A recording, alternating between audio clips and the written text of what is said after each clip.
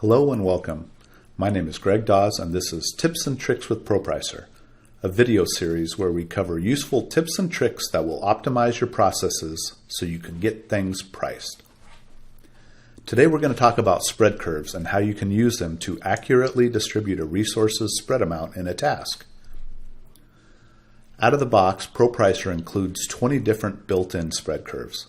These spread curves are stored in the Spread Curves library, which can be found in the Libraries section of the navigation pane. Although the built-in spread curves cannot be deleted or modified, you do have the option to create and define your own spread curves, but it won't be covered in this introductory episode. As you may have noticed, each spread curve is divided into 12 periods. The percentages in the name of each spread curve describe how a resource's spread amount is distributed. For instance, the 80-20 curve takes 80% of a resource's spread amount and loads it into the first 6 periods, or the front half of the period of performance. In comparison, the 30-70 curve loads 70% of the spread amount over the last 6 periods, or the back half of the period of performance. You'll also notice that when each curve is selected in the library, a graphical representation of the curve is displayed below the grid. Now let's look at spread curves in action so we can see why you might select one curve over another. I'm going to switch over to the task view of an existing proposal now, and you can see that I've created a new task and need to spread resources in it.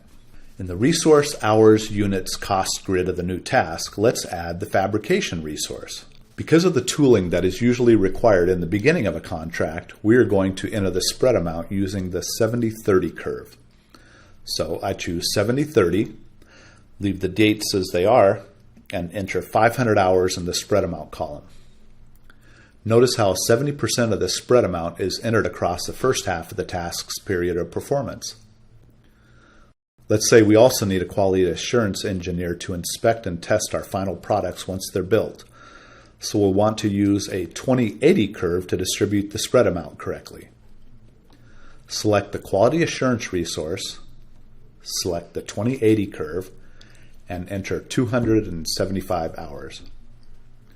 80% of the spread amount is now spread in the second half of the period of performance. Finally, let's say there is a program manager who oversees the entire task, so their hours must be split evenly across the board. In this case, we'll need to use the even spread curve, which is the default curve. As you can see, the even curve is already there, so we just need to enter 100 hours as the spread amount. And the even curve divides the spread amount evenly over the period of performance. In summary, spread curves are a very effective means of distributing a resource's hours, units, and costs in a task accurately. If you enjoyed this video, please share it with your colleagues who use ProPricer. If you have any questions about ProPricer, or maybe even tips and tricks of your own, please let us know. Who knows, your tip might just end up in our next video.